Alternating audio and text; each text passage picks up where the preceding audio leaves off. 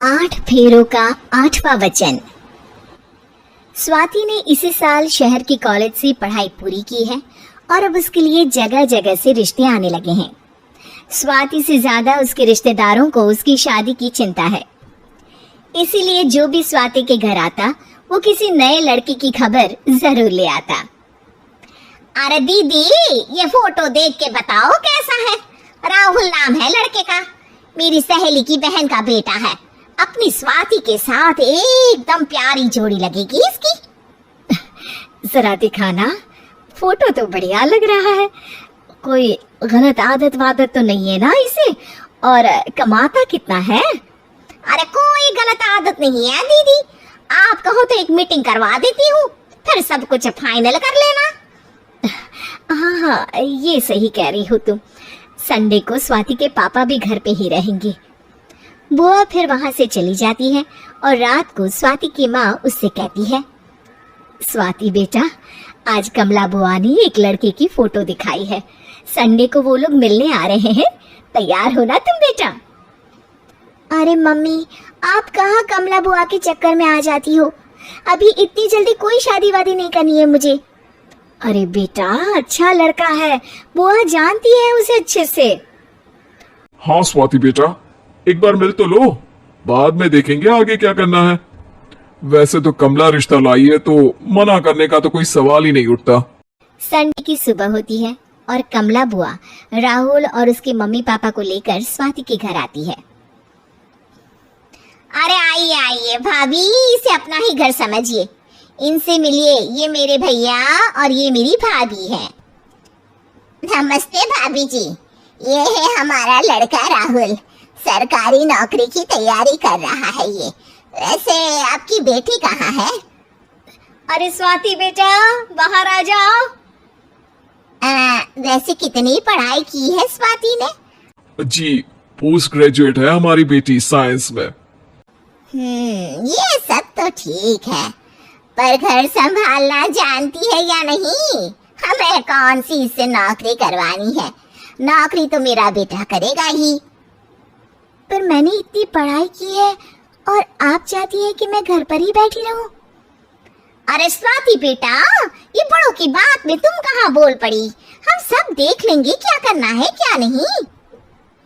हम तो इसी बात में विश्वास करते हैं कि घर के लड़कियां घर में ही रहे तो ज्यादा अच्छा रहता है।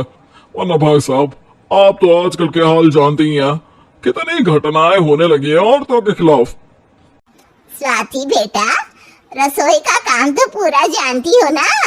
शादी के बाद तुम्हें ही संभालना है वो सब। अरे बहुत अच्छा खाना बनाती है ये, आप सब लोग इसकी तारीफ करते नहीं थकेंगे।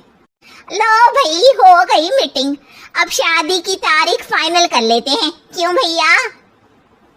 भाई, हम तो पंडित जी से चर्चा करने के बाद ही तारीख फाइनल करेंगे। सालों से हम उनकी बातें मानते हुए आ रहे हैं। लड़के वाले और कमला बुआ की बातें सुनकर स्वाति एकदम नाराज हो जाती है और उसे लगने लगता है कि शादी के बाद उसे घर पर ही बैठना पड़ेगा।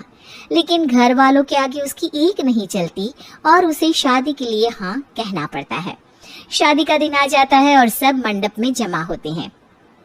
अब फेरों का समय हो गया है, अब कन्या अपने वर से 7 वचन मांगेगी। आप किसी धार्मिक आयोजन में जाए तो मुझे भी ले जाएंगे। आप मेरे माता पिता का भी बराबरी से सम्मान करेंगे, हमेशा मेरा साथ निभाएंगे। आपको दोनों परिवार की जिम्मेदारियां बखूबी निभानी होगी। हर जरूरी बात में मेरी भी राय लेंगे। आप सभी गलत आदतों से दूर रहेंगे। आप मेरे अलावा किसी और औरत से कोई गलत संबंध नहीं बांधेंगे। ये 7 वचन पूरे हुए, वर क्या तुम्हें ये सारे वचन मंजूर है? जी हाँ पंडित जी, मैं सारे वचन अच्छी तरीके से निभाऊंगा। अरे वाह वाह, बढ़िया तरीके से सब काम संपन्न हो गया। तो इसी के साथ विवाह संपन्न हुआ और आज से ये दोनों पति पत्नी हुए। 1 मिनट पंडित जी, अभी एक वचन लेना बाकी है। अब कौन सा वचन है बेटा?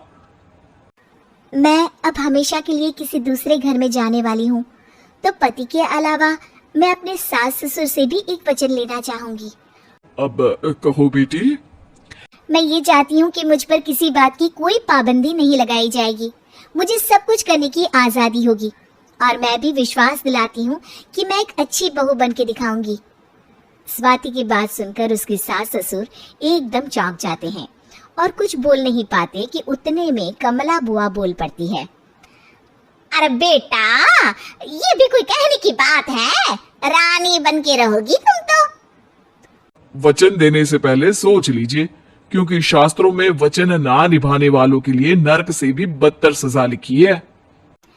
स्वाति की चालाकी से वहां मौजूद सब लोग प्रभावित हो जाते हैं और लोगों में बदनामी ना हो जाए, इस कारण स्वाति के सास ससुर को उसे वचन देना पड़ता है। अरे कैसी अपशकुन वाली बातें कर रहे हैं आप पंडित जी? हमें मंजूर है बेटा तुम्हारी शर्त। स्वाति अपनी समझदारी से अपनी बात अपने ससुराल वालों से मनवा लेती है और खुशी खुशी राहुल से शादी कर लेती है। अब से हर शादी में मैं खुद 8 वचन दिलवाऊंगा। ओम मंगलम मंगलम मंगलम।